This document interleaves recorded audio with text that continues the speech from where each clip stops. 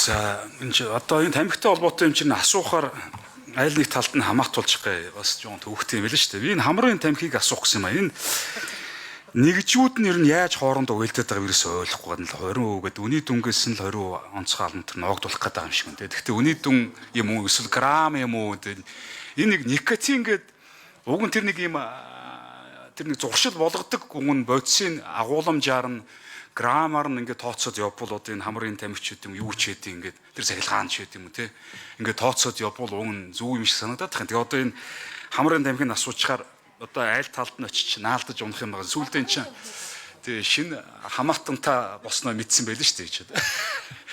Тэгээ энэ хамрын тамхины талаар асуусан. Энэ одоо никотинтэй юм уу зуршил бий болгоод юм уу гэдэг нэг дүрд асуучмаар байна. Энэ дээр нэг тодорхой хариу очих нь. Хоёрдугаарт энэ татврын асуудлууд нь ингээ 2 3 байнгын орон дээр тусдаа яваад байдаг.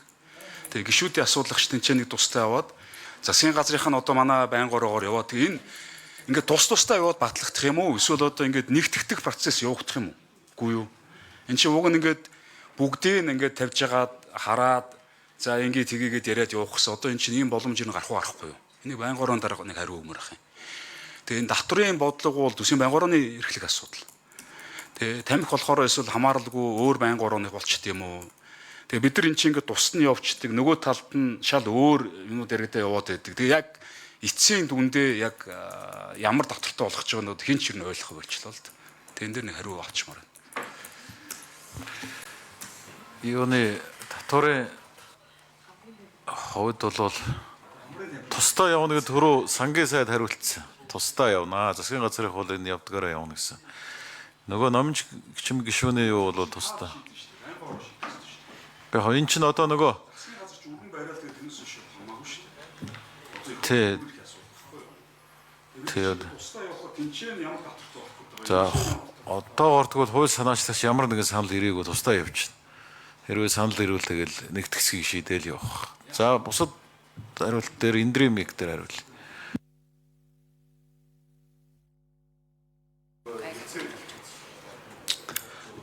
За хамрын тамхин дээр бол гайлын татвар үнийн дүнгээс нь 20%-аар тооцож бол гайлын татвар авч байгаа. За энийг гайлын татврын тэглээд хамрын тамхины тэглээд онцгой албан татвар дээр 20% гэдэг энэ хувь хэмжээгээр л оруулж ирж байгаа.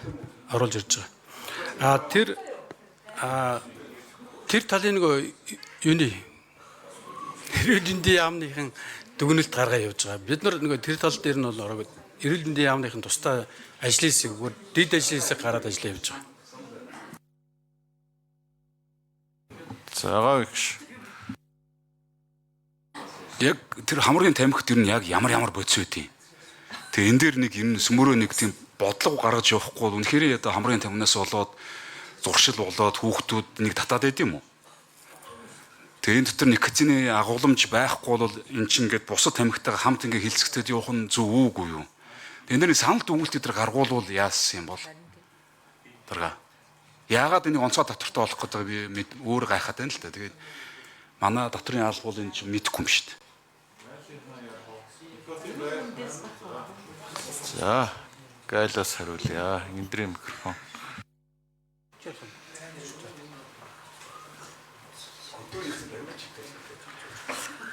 За ганхи гишүүний асуултанд хариулъя. Гайл ерхий газар чимгэрлэн.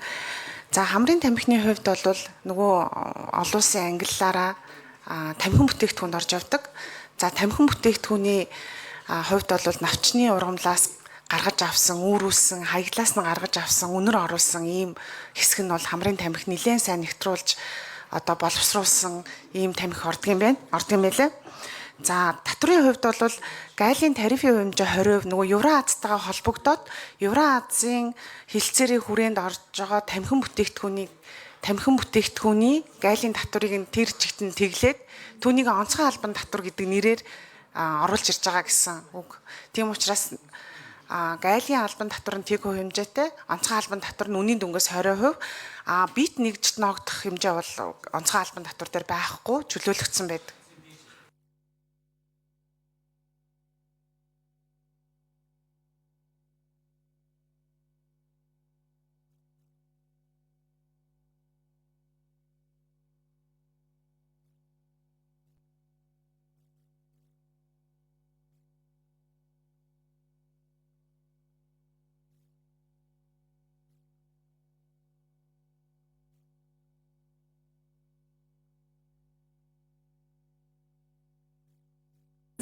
За. Нэмж хариулъя гэж байна. За, эндрийн микрофоныг өгөөрэй.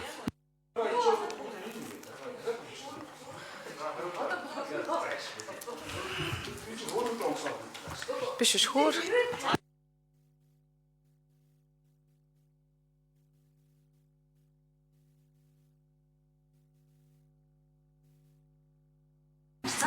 За, гişүүд асуулт асууж хариулт авч дууслаа.